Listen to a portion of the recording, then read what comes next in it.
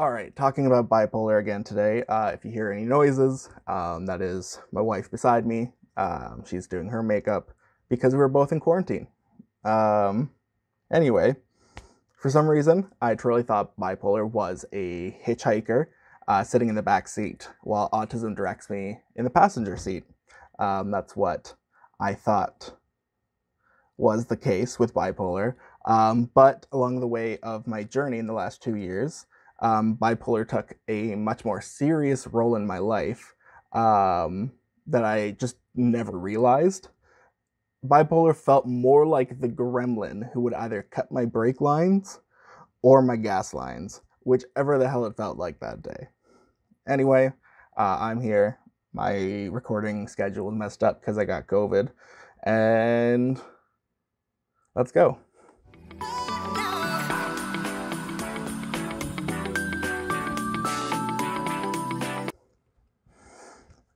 It is exceedingly difficult to plan your life road trip when your bipolar is running rampant on you, and your autism is kind of pissed that there's no rhyme or reason or schedule or routine to bipolar. At any time, I could get hit with a crash of depression to the point where I couldn't even leave the bed for extended periods of time with no warning whatsoever. And then I would, with just as little warning, change from I would just change from like myself to like a mossy rock, essentially. Of course, I said it was exceedingly difficult, but it isn't impossible.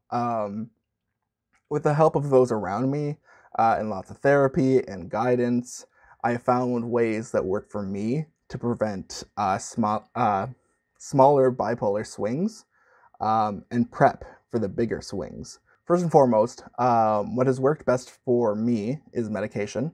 Of course, I am lucky enough to have my medication covered, and I know that this is not an easily accessible option for everybody. I've worked carefully with my doctor, my therapist, and my wife to find a combination of pills that worked best for me. I feel no shame for my need of medication. For myself, I found it necessary in keeping my brain's baseline more regulated, setting me up for success in other areas. A downside of medication: it is often not accessible to people with lower incomes. Again, I am lucky enough to have my medication covered until I'm 25, but depending on what you need, it is not cheap. Stigma and medical bias are two immensely powerful barriers, actually, in healthcare. The continued lack of diagnosis and access to proper, safe prescriptions in many vulnerable communities makes this step much more difficult than it needs to be. I do also want to quickly note that misdiagnosis and pushing of medication on people that chemically don't need medication or react badly to certain medications causes further stigma as well. But I truly don't think that should mean that people nobody should need medication, because that's just not the case. And in addition to needing medication, you need to work inwardly as well, because a lot of the time there's built up trauma, there's built up learned behaviors of just dealing with negative emotions without coping with them healthily. I don't know. What I'm basically trying to say is don't bottle things up and don't release things in a way that is outwardly destructive or self-destructive.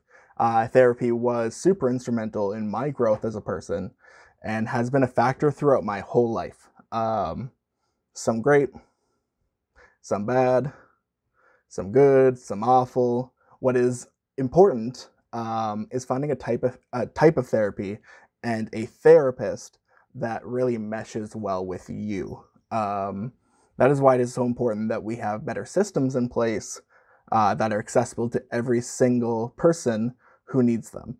The greatest I've taken to therapy personally is my current wonderful therapist. However, if I wasn't lucky enough, once again, to have financial access to her services, this wouldn't have happened. This is not saying that public health therapists are somehow naturally worse or bad. That's not the case at all.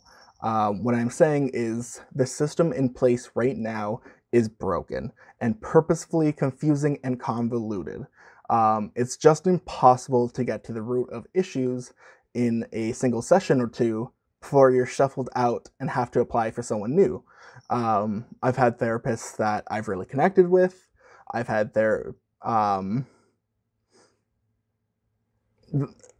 just it hurt way more that like once you've connected deeply with somebody to have to shuffle out again and hope that you have that connection again and you can try to get through a couple more issues before you're shuffled through again.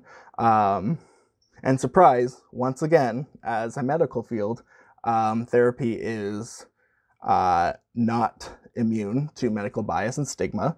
Not everyone will be treated equally in the system, and a person's own bias will affect how they behave through their work.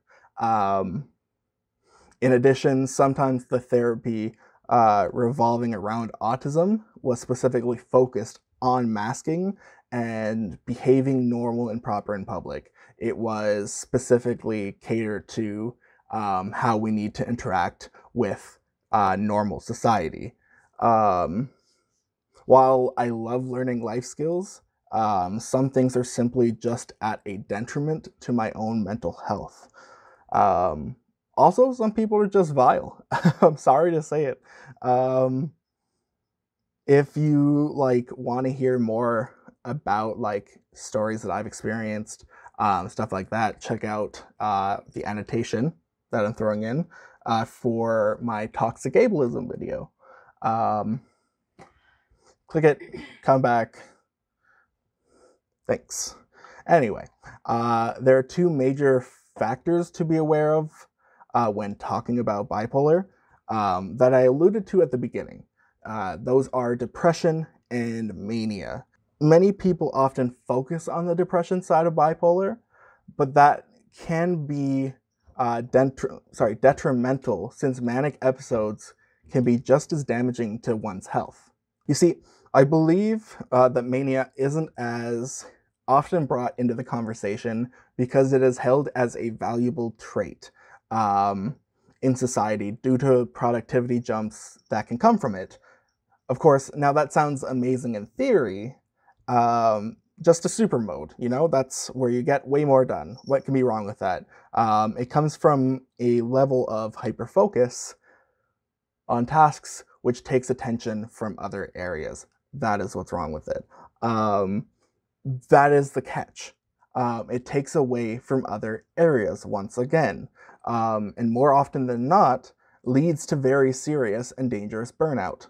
You must pull this energy from somewhere, and you do it without even knowing, especially when I am extra excited about projects. I tend to completely forget to do things that keep me alive, essentially. For example, if I'm working on something nonstop, I will skip all my meals without realizing and come back out of my days at 4 or 5 the next morning, usually, and realize that I didn't eat, I didn't take my pills, and I haven't slept at all. That is why it is important to recognize your own internal symptoms and feelings that surround manic episodes and try to catch them before they start to spiral out of control. That is also why taking medication regularly outside of these episodes will help you succeed in recognizing things before mania. And the thing is, excessive manic episodes can also directly lead into depressive episodes. Sleeping is the #1 thing to help any mood disorder, and keeping a consistent and proper sleep schedule will help you succeed far more before you get into that episode at all. For me, I've always had terrible anxiety-based insomnia, so I also use medication to help me keep a consistent sleep schedule. That's one of my medication uses as well. A lot of the time, anxiety will keep me up overnight, and a lot of the time, I just get told, oh, you sit on your phone, that's why, or you do this, and that's why you stay up. But the thing is, a lot of the time, watching STEM videos are a way to help me sleep as well. Um, because even if I have all the lights off, I have no sound, whatever, I can still sit there for hours and it will almost make it worse because all I can do is think about my own thoughts. That's not good. So get some sleep. In addition, eating consistently and with all the nutrients that you need is extremely important as well. Not just for your body to run, obviously, but when you're manic and forget to eat often, then your body feels like crap, which makes your mental health feel worse as well. This one is surprisingly tough for me. I don't actually eat a whole lot throughout the day, mainly because I never have the energy to make anything, and then complete other household chores on top of it. So I just choose not to eat. Um, Something that does help me with this is having a variety of ready-to-go, quick-eaten foods. They may not be as healthy as cooking yourself something, but it is more important than not eating at all. It's better than not eating at all. Just make sure you try to strike a balance. For me, having someone else in the house actually does help because it's someone else to cook for, and it makes the energy expended in cooking more worth it in my mind. And I can kind of excuse using energy on it because I'm not just helping myself, I'm also helping another person. If you start missing these things, they can make the depression side of bipolar appear much more quickly and last longer and make it a whole hell of a lot worse. You see, depression and mania are something that will always be in my life, but it does not mean that I can't change how bad they will affect me. Depression seems fairly self-explanatory at this point, as it is becoming more accepted in the mainstream. When it hits, I have a much harder time taking care of myself, my space, and my relationships. A lot of this stems again with energy output. I only have a certain amount of energy in my stamina gauge, and when I'm in a state of depression, then my stamina will only restore to a certain percentage each time. Think when you like die in Dark Souls or whatever, and your health only like fills to a certain point or whatever. That's Dark Souls is depression.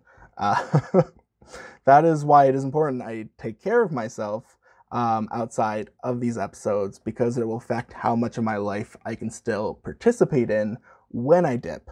At its worst, I'll go weeks with barely leaving the bed, like I said at the beginning, eating even or doing chores, and then go months feeling directionless and lost. Which obviously starts to wear even more on your physical and mental health. On top of that, I'm somebody who personally wants to stay constantly productive to be happy. So it really does affect me and can cause a spiral when I'm unable to do what I want to do. It's not so much that I feel like I need to be productive, or anymore, I should say. It's not like I feel that need, that I'm only worth my productivity. But I do enjoy being productive as well. So it's striking that balance. And I also have a terrible time with interpersonal relationships. If you want to hear more details about that, of course, another annotation for that video. During these depressive episodes, because obviously they take a lot of energy as well, it's hard to keep up with friendships and keep up with family and everything like that. When it is really bad, I will spend these months not messaging anybody, only talking to Kyla, because we live together. Plus, at this point, She takes the least amount of energy out of anybody to spend time with because we literally live together. And obviously that isn't a way to sustain any healthy relationship. So I often lose friendships because I just stop talking to somebody for so long. Also, just a weird interconnection with my autism. But with mania, I have a harder time lowering my volume and not projecting my voice. And depression can kind of give me a lower monotone issue with volume control. There are a lot of nuances to bipolar, as there is to any mood disorder, and we need to have more proper representation of bipolar and mood disorders in general, because right now we are often villainized and seen as angry and bad. That is simply not true. We are just out here trying to live our best lives, and further stigmatizing it will, unsurprisingly, do more harm than good. We often never talk about our issues with bipolar because of this, or we don't even understand what it fully is and how it manifests in our own lives. When we're not given the resources, when we don't know the signs, we don't know how it can look, how it can manifest, everything like that. How can you understand how it appears in yourself? People just want to live their best life, and people with bipolar are no exception. So being understanding of our space and what we have is important for stronger long-term relationships. Hell, I usually just send people stupid, silly memes on Instagram just to keep connections going without expending energy. So, that was my quick episode on bipolar. If you enjoyed, check out my other content. I also do gaming videos. I am doing some Civ 6 right now, so I will plug that. I will be starting another series soon. And hopefully, I get my energy back from COVID, and I'm back on a routine schedule again. So anyway, let's go to the quote of the day. Today's quote of the day is a simple one, once again by me. It's, take your medication. Just don't forget to do it. Anyway, hope this cleared some more things up about bipolar, and we can start to have an even more public and meaningful conversation about bipolar and mood disorders as a whole.